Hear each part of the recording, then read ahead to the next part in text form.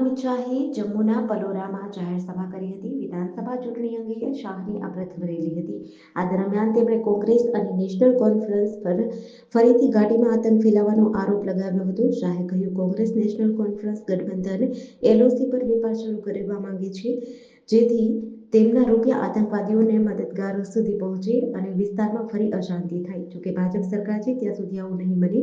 ગૃહમંત્રીએ કહ્યું, હું આજે કહેવા માંગુ છું કે જમ્મુ કાશ્મીરમાં શાંતિ નહીં થાય ત્યાં સુધી પાકિસ્તાન સાથે કોઈ વાતચીત નહીં થાય. કોંગ્રેસ જેલમાં બંધ પથ્થરબાજો અને આતંકવાદી ગતિવિધિઓમાં સામેલ લોકોને મુક્ત કરવા માંગે છે, જેથી આતંકીઓ ફરી આતંક ફેલાવે. શાહે આગળ કહ્યું, નેશનલ કોન્ફરન્સ અને કોંગ્રેસ પાર્ટી કહે છે કે અમે જમ્મુ કાશ્મીરને રાજ્યનો દરજ્જો આપીશું. હું અબ્દુલ્લા સાહેબ અને રાહુલ બાબાને પૂછવા માંગુ છું કે તમે જમ્મુ કાશ્મીરને રાજ્યનો દરજ્જો કેવી રીતે પાછો અપાવશો? તમે જનતાને મૂર્ખ બનાવી રહ્યા છો, કારણ કે માત્ર ભારત સરકાર જ જમ્મુ કાશ્મીરને રાજ્યનો દરજ્જો આપી શકે છે. ગોધરામાં થયેલા નીટ પરીક્ષા કૌભાંડ મામલે સમગ્ર મામલો સીબીઆઈ દ્વારા તપાસમાં લીધા બાદ ફરી એકવાર સીબીઆઈની ટીમ ગોધરા સર્કિટ હાઉસ ખાતે આવી હતી. સીબીઆઈના 6 અધિકારીઓ દ્વારા તપાસનો દોર ચાલુ છે, ત્યારે વધુ લોકોની પૂછપરછ કરાઈ હોવાની વિગતો જાણવા મળી છે. સીબીઆઈના 5 અધિકારીઓ ગોધરા કલેક્ટર કચેરીએ આવ્યા છે, જેમાંથી 4 પુરુષ અને 1 મહિલાના નિવેદનો લેવામાં આવ્યા છે. ગોધરા ખાતે નીટ પરીક્ષામાં ચોરી કરવાના ષડયંત્ર રચવાના કેસમાં સીબીઆઈ તપાસ તેજ બની છે. સીબીઆઈના 6 અધિકારીઓ તેમજ કર્મચારીઓ ગોધરા સર્કિટ હાઉસ ખાતે આવ્યા હતા. ગોધરા સર્કિટ હાઉસે પહોંચી સીબીઆઈના અધિકારીઓ અને કર્મચારીઓ દ્વારા આ કેસને લગતા વ્યક્તિઓની પૂછપરછ માટે ગોધરા સર્કિટ હાઉસ બોલાવાયા હતા. આ મામલે સીબીઆઈ દ્વારા તુષાર ભટ્ટ, આરીફ વોરા, પરશુરામ રોય, વિભોર આનંદ, પુરુષોત્તમ શર્મા અને છેલ્લે શાળા સંચાલક દીક્ષિત પટેલની અટકાયત કરાઈ હતી. હાલમાં સીબીઆઈ દ્વારા 8000 પાનાની ચાર્જશીટ રજૂ કરવામાં આવી છે. આરોપીઓના વકીલને પણ પેનડ્રાઈવમાં તેની નકલ આપવામાં આવી છે. ઇન્દોરથી ભોપાલ જતી સોમનાથ એક્સપ્રેસ ટ્રેનના 2 ડબ્બા રેલવે સ્ટેશન નજીક પાટા પરથી ઉતરી ગયા હતા. ટ્રેન રેલવે સ્ટેશનના પ્લેટફોર્મ નંબર 6 પર પહોંચી રહી હતી ત્યારે અકસ્માત થયો હતો. તે જ સમયે એસી કોચના 2 ડબ્બા પાટા પરથી ઉતરી ગયા હતા. માહિતી મળતા જ રેલવેના વરિષ્ઠ અધિકારીઓ દોડી આવ્યા હતા. પાટા પરથી ઉતરેલા કોચને પાટા પર લાવવાનું કામ ચાલી રહ્યું છે. સારી વાત એ છે કે ઘટનામાં કોઈ જાનહાનિ થઈ નથી. અપટ્રેક ચોક્કસપણે વિક્ષેપિત છે. મળતી માહિતી મુજબ Indore Jabalpur overnight express train સવારે લગભગ 5:30 વાગે જબલપુર પહોંચે છે. ટ્રેન સમયસર આવી ગઈ. ટ્રેન જબલપુર રેલવે સ્ટેશન પર પહોંચતા જ એસી કોચના 2 ડબ્બા પાટા પરથી ઉતરી ગયા હતા. રેલવેએ પણ અકસ્માતની તપાસ શરૂ કરી છે. પશ્ચિમ મધ્ય રેલવેના મુખ્ય જનસંપર્ક અધિકારી હર્ષિત શ્રીવાસ્તવનું કહેવું છે કે ટૂંક સમયમાં જ ટ્રેનનું સમારકામ કરવામાં આવશે. અમરેલીના નવા માર્કેટિંગ યાર્ડમાં આવેલા એક ગોડાઉનમાં ઘઉંની ગુણો ઉતારતી સમયે અકસ્માતે ગુણીઓ પડતા 5 મજૂરો દબાયા હતા, જેમાં 1 મજૂરનું મોત થયું છે, જ્યારે અન્ય 4ને ઈજા થતા સારવાર માટે ખસેડવામાં આવ્યા છે.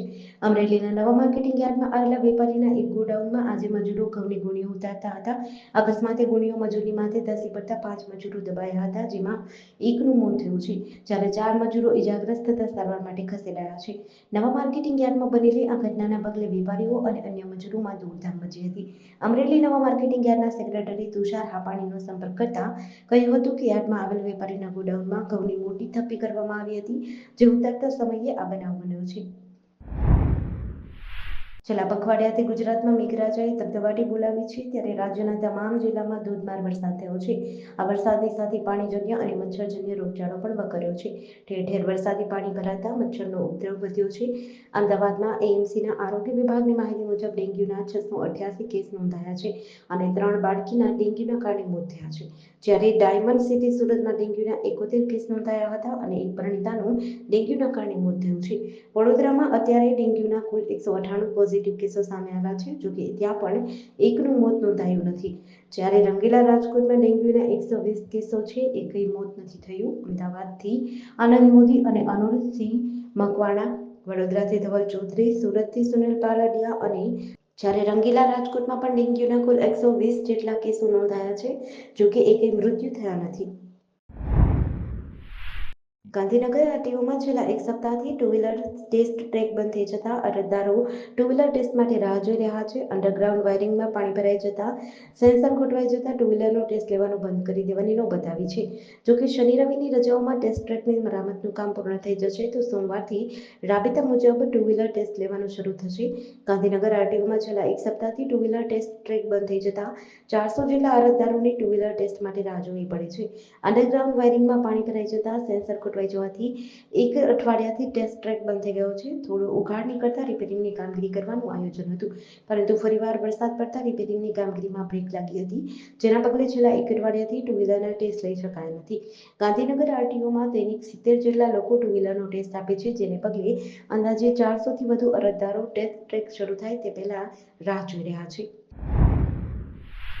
તાલાલાના ચિત્રાવડ ગીર ગામે પશુ ચરાવવાની બાબતે આહિર પરિવારના 5 લોકો ઉપર છરી વડે કરાયેલા હિંસક હુમલામાં પોલીસે 2ની ધરપકડ કરી છે. આ ગુનાની વિગતો મુજબ વિભાગીય પોલીસ અધિકારી વી.આર. ખીંગરે જણાવ્યું હતું કે તાલાલા તાલુકાના ચિત્રાવડ ગીર ગામની સીમમાં સોસાયટી વિસ્તાર પાસે આવેલી સરકારી જમીનમાં ગામના 4 આહિર પશુપાલકો ઢોર ચરાવતા હતા. આ સમયે ઢોર ચરાવવા બોલાચાલી થઈ હતી.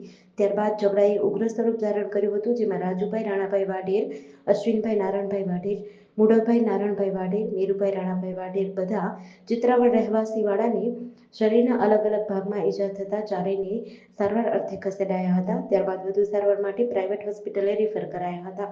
સામા પક્ષે હમીરભાઈ મકવાણાને પણ મારામારીમાં ગંભીર ઈજાઓ થતા વેરાવળ દાખલ કરાયા હતા. વલસાડ જિલ્લાને અડીને આવેલા સંઘ પ્રદેશ દાદરા નગર હવેલીના સેલવાસના શહીદ ચોક 4 રસ્તા નજીક રેલવે બુકિંગ સેન્ટર ઉપર એક કર્મચારી દ્વારા રેલવે ટિકિટ બુકિંગમાં ગરબડ કરવામાં આવતી હોવાની ફરિયાદ ઉઠી હતી, જેના આધારે વિજિલન્સ ટીમે રેડ પાડીને ચેક કરતા એક કર્મચારીને રેલવે ટિકિટ બુકિંગમાં વધારાની બુકિંગ કરી ટિકિટનું બ્લેકમાં વેચાણ કરતા રંગેહાથ ઝડપ્યો હતો. વિજિલન્સની ટીમે રેલવે બુકિંગ ક્લાર્કને ઝડપી પાડતા રેલવે વિભાગે તાત્કાલિક ફરજ મુક્ત કર્યો હતો. વિજિલન્સની ટીમે ટિકિટ બુકિંગ ક્લાર્કની અટકાયત કરી તપાસ હાથ ધરી છે. ટીમના 4 ઓફિસર સેલવાસની રેલવે બુકિંગ સેન્ટરમાં દાખલ થઈ ત્યાં ઉપસ્થિત સ્ટાફની પ્રાથમિક તપાસ શરૂ કરી હતી. જે દરમિયાન રેલવે બુકિંગ ઓફિસમાં ઉપસ્થિત એક કર્મચારીની બેગમાં 45,000ની કિંમતની 2 ટિકિટ, મોબાઈલ ફોનની ફાઇલથી 1 લાખથી વધુ લાઇવ ટિકિટ અને કેશ કાઉન્ટરમાંથી હિસાબ સિવાયના વધારાના ₹1200 મળ્યા હતા, જેથી રેલવેના ટિકિટ બુકિંગ કર્મચારીને રેલવે ટિકિટનું બ્લેકમાં વેચાણ કરતા રંગેહાથે ઝડપ્યો હતો. પૈસા ઉઘરાવવામાં પ્રથમ અને સુવિધા આપવામાં 0, આવી જ કંઈક સ્થિતિ છે રાજકોટ-જેતપુર 6 લેન હાઈવે પર સર્જાઈ છે. હાઈવે ઓથોરિટી માત્ર 70 કિમીના અંતરમાં 2 ટોલ બૂથ મૂકી પૈસા ઉઘરાવે છે, પણ વાહન ચાલકોને પડતી હાલાકીથી એકદમ અજાણ છે. ઠેર ઠેર ડાયવર્ઝન અને હાઈવેમાં ખાડા કે પછી ખાડામાં જ હાઈવે, ક્યાંક ડિસ્કો એમ્બ્યુલન્સ તો વાહનની ગતિ ધીમી પાડતા ખાડારૂપી સ્પીડ બ્રેકર. આ હાઈવે હવે ખરેખર રોજના 1.5 લાખ લોકો માટે માથાનો દુખાવો બન્યો છે. રાજકોટથી જેતપુરનું અંતર 70 કિલોમીટર છે. આ દરમિયાન 2 ટોલ બૂથ આવે છે, જેમાં એક કાર ચાલક પાસેથી ₹45 ઉઘરાવે છે. બંને ટોલ બૂથની વાર્ષિક આવક 140 કરોડની આસપાસ છે, પણ વાહન ચાલકો આજે પણ સારા રોડ રસ્તાની સુવિધાથી વંચિત છે. ગોંડલ ચોક ખાતે સરકારે ફ્લાયઓવર બનાવ્યો છે. અમદાવાદથી આવતા લોકો સીધા ઓવરબ્રિજ પરથી ગોંડલ હાઈવે પર જઈ શકે છે, પરંતુ જો આ ઓવરબ્રિજ ઉતરતા સમયે વાહન ચાલકને નજર ચૂકે તો ખાડામાં પડે તેવી સ્થિતિ છે, જેના કારણે વ્હીલ પ્લેટ તૂટવાની સંભાવના છે. વલસાડ જિલ્લાના વાપીમાં ઓગસ્ટ 2001માં એક યુવકે સગીરા સાથે દુષ્કર્મ કર્યું હતું, જેની વાપી ટાઉન પોલીસ મથકે ફરિયાદ થતાં વાપી પોલીસે આરોપીને ઝડપી પાડ્યો હતો. આરોપી પારડીની સબ જેલમાં કાચા કામના આરોપી તરીકે રાખવામાં આવ્યો હતો. ઓક્ટોબર 2001માં આરોપીએ પારડી સબ જેલમાં બાકોર કરી આરોપી જેલમાંથી ભાગી ગયો હતો. વલસાડ કોર્ટે આરોપી વિરુદ્ધ 82 મુજબ જાહેરનામું બહાર પાડ્યું હતું. વાપી ટાઉન પોલીસની ટીમ જે જાહેરનામાની બજવણી કરી રહી હતી, જે દરમિયાન આરોપી તેના ઘરે મળી આવતા ધરપકડ કરી આગળની કાર્યવાહી હાથ ધરી હતી. વલસાડ જિલ્લાના વાપીમાં ઓગસ્ટ 2001માં સગીરા ઉપર એક યુવકે દુષ્કર્મ કર્યું હતું. 11 ઓગસ્ટ 2001ના રોજ વાપી ટાઉન પોલીસે સગીરા ઉપર દુષ્કર્મના કેસમાં આરોપી ઓમપ્રકાશ રણસિંગ શેખાવતની ધરપકડ કરી હતી. કાચા કામના આરોપી તરીકે પારડી સબ જેલમાં હતો. સગીરા સાથે દુષ્કર્મના આરોપી ઓમપ્રકાશ રણસિંગ શેખાવતનો પારડી સબ જેલની બેરેક નંબર 4માંથી બીજા આરોપીઓ સાથે તારીખ 22 ઓક્ટોબર 2001ના રોજ જેલની દિવાલમાં બાકોરો પાડી જેલ તોડી ભાગી ગયો હતો.